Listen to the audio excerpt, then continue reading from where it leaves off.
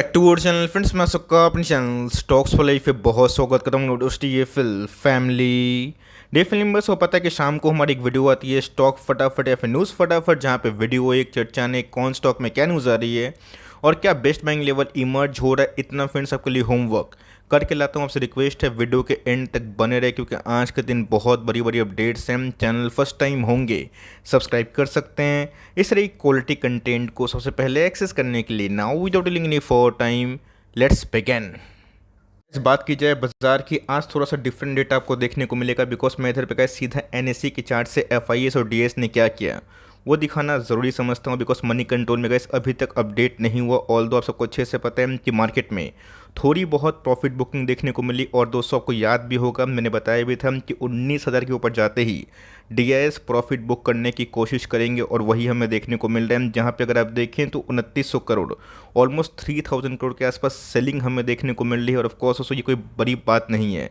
FIS को छोड़ के डीआईएस ने मार्केट को बहुत ही पुश किया था, पंप किया था, तो अभी के टाइम ना वो थोड़ा बहुत मुनाफा वसूली करेंगे। बट इसी के बीच में कल के दिन जो डो में कांड हुआ, उसके बावजूद भी अगर आप देखें तो एफआईएस नेट बायर बनते हुए देखने को मिल रहे हैं। जब तक दोस्तों एफआईएस ना भारतीय बाजार में पॉजिटिवली आ रहे हैं, तब तक बहुत बड़ा पैनिक आप मत करिएगा, बिकॉज आपको अच्छे से पता है 2021 और 22 में एफआईएस ने ऑलमोस्ट 4.25 लाख करोड़ के आसपास सेलिंग करी थी, और 2023 की बात की जाए ना अभी तक ऑलमोस्ट 18,000 करोड़ के आसपास बाइंग है। तो मोटा मोटी कैस अभी भी ना बहुत सारे फॉरेन इन्फ्लो आ सकते हैं, लेकिन यस वो कब तक एक्सट्रीम लेवल में आएंगे, जब तक दोस्तों इंटरनेशनल मार्केट में रेट कट नहीं होगा। तो असली पैसा दोस्तों 6-8 महीना साल भर के बाद बनेगा।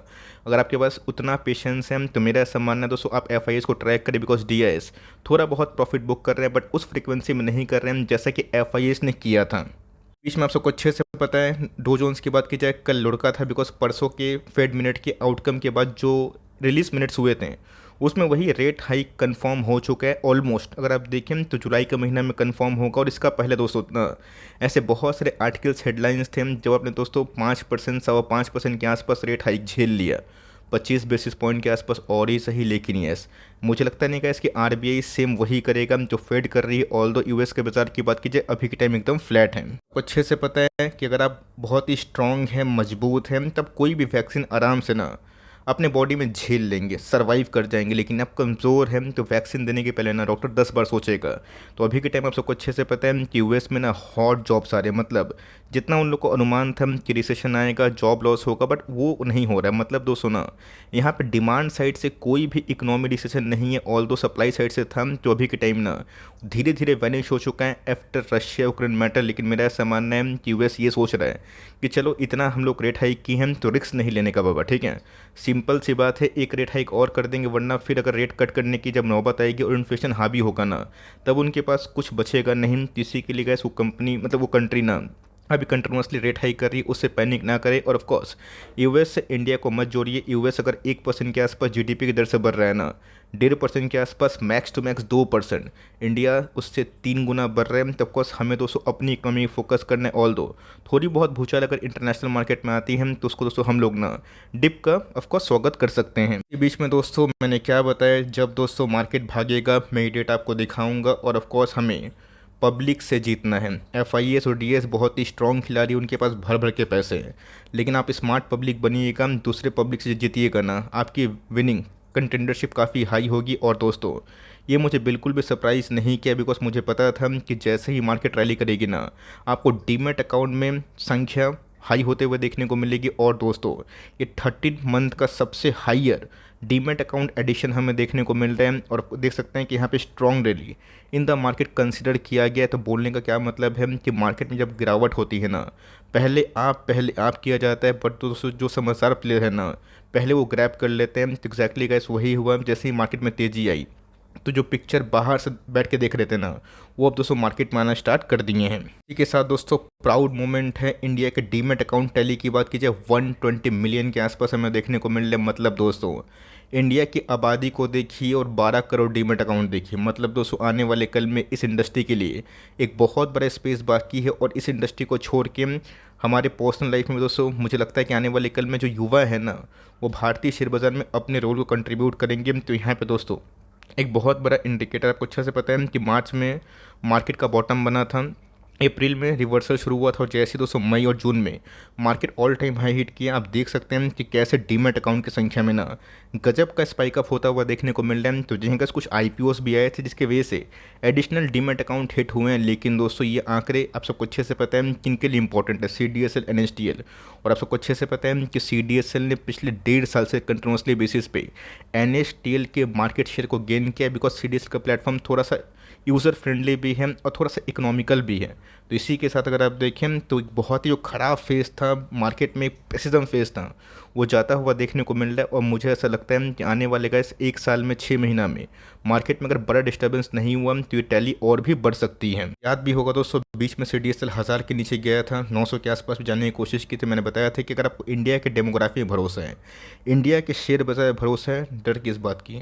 ये दोस्तों डाउन ट्रेंड में आपको याद होगा 18 से 19 तक 50% डाउन था। मार्केट की रैली में ना जब बहुत डीमैट अकाउंट खुलना स्टार्ट हुए पोस्ट कोविड, एकदम 205-6 गुना हुआ। तो सेम 1700 का स्टॉक अभी 1200 के नीचे मिल रही है। इस मार्केट जो एक्टिव पार्टिसिपेंट्स हैं उनको अच्छे से पता है कि मतलब पे क्या बताने की कोशिश कर रहा हूँ। आपके पास एक कंपनी होल्ड करे, खरीदना चाहते हैं तो अभी भी फॉर लॉन्ग टर्म खरीद सकते हैं। Long term in the sense कि 5 साल कम से कम रखिएगा। बहुत लोग अब सोचे कि मैं 900 का लेवल है फिर से बाइंग करूँगा, वो लेवल आए या फिर ना आए वो तो कैसे बात की बात है। लेकिन ऐसा में टाइमिंग करने की आवश्यकता नहीं है। 100-200 पॉइंट 200 कोई बड़ी बात नहीं है, बिकॉज स्टॉक अभी भी अपने लाइफ टाइम हाई से 500 के आसपास डिस्काउंट मिल रहा है। आप अगर एक पोजिशनल ट्रेडर हैं, स्विंग ट्रेडर हैं, तब फिर तो क्या 100 पॉइंट भी बड़ा मैटर करता है। लेकिन अगर आप एक लॉन्ग टर्म इन्वेस्टर है, स्टैगर्ड बाइंग में टुकड़ों में स्टॉक्स खरीदते हैं इक्का दुक्का, तो ऑफकोर्स गैस 150 पॉइंट एक बहुत बड़ा डैमेज पोर्टफोलियो में नहीं करता है। आज की बात की जाए, जी हाँ गैस, एक ऐसा घोड़ा जो पिछले कुछ समय से काफ़ी तेज भाग रहा था, लेकिन इसमें ब्रेक लगना भी उतना ही इंपॉर्टेंट है जैसा मार्केट में वीक हैंड्स को साफ होना इंपॉर्टेंट है। तो बहुत लोगों ने 8000 के आसपास ज़रूर से ज़रूर प्रॉफिट बुकिंग किया होगा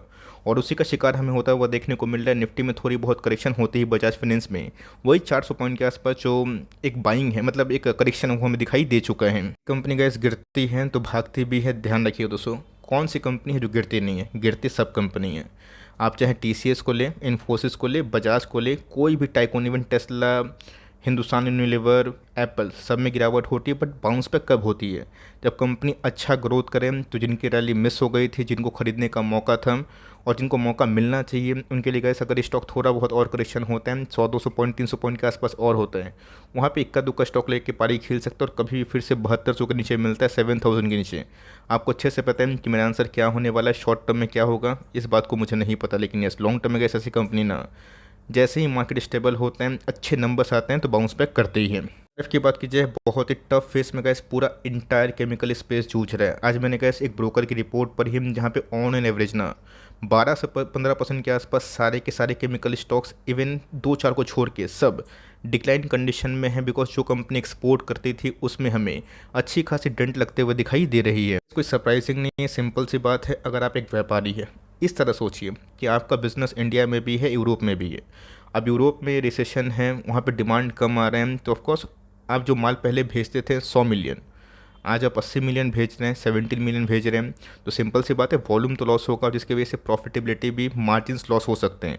तो जी हाँ गैस, अभी के टाइम पूरा इंटायर केमिकल उतना अच्छा परफॉर्म नहीं करा। लेकिन यस, मुझे लगता है कि H1 तक बहुत बड़ा परेशानी है, उसके बाद H2 में अच्छा खासा मौका बन सकता है। बिकॉज आपको पता है कि वक्त का पहिया है, घूमता ज़रूर है। और ऑफकोर्स यूएस, यूके या फिर जो भी यूरोपियन कंट्री हमेशा रिसेशन में नहीं रहेगी, उसमें भी रिवर्सल होगा। तो अगर आप एक लॉन्ग टर्म इन्वेस्टर तो घबराइए मत। जो भी केमिकल कंपनी आप होल्ड करते हैं, खासकर फ्लूरोकेमिकल छोड़ के जितनी भी कंपनी है वो बहुत ही डिस्ट्रॉट हो रही है। आपको पता है कि एसआरए फ्लूरोकेमिकल में है, तो इसमें क्यों गिरावट हो रही है? बिकॉज फ्लेक्सिबल पैकेजिंग के बिजनेस और टेक्सटाइल के बिजनेस भी कंट्रीब्यूट होते हैं, इसलिए गैस अभी के टाइम थोड़ी सी नकारात्मकता हमें देखने को मिल रही है। कल की बात की जाए, मोस्ट अवेटेड स्टॉक है जिसका गिरने का हम लोगों ने पहले से ही वेट किया था और एग्जैक्टली गैस वही लेवल्स में है। इसलिए कोई स्टॉक जब बहुत भागता है तो वहाँ पे दोस्तों मैं आपको अलर्ट रहने की संभावना बताता हूँ और ऑफकोर्स होता भी है।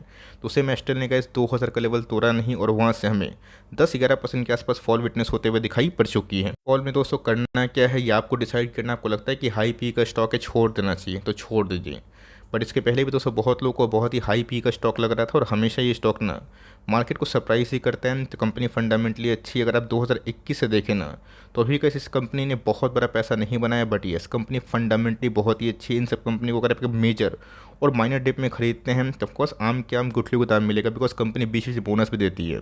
तो यहाँ पे आप चाहें तो इक्का दुक्का स्टॉक लेके बाइंग कर सकते हैं और ऑफकोर्स यहाँ से हर 50-70 के पॉइंट के फॉल पे आप चाहें तो पार्टिसिपेट कर सकते हैं। स्केप्टिक फील हो रहा है, डर लग रहा है कि नहीं और भी करेक्शन होना चाहिए, तो Q1 के नंबर्स को देख लीजिए, उसके बाद अपना फर्दर कॉल ले सकते हो।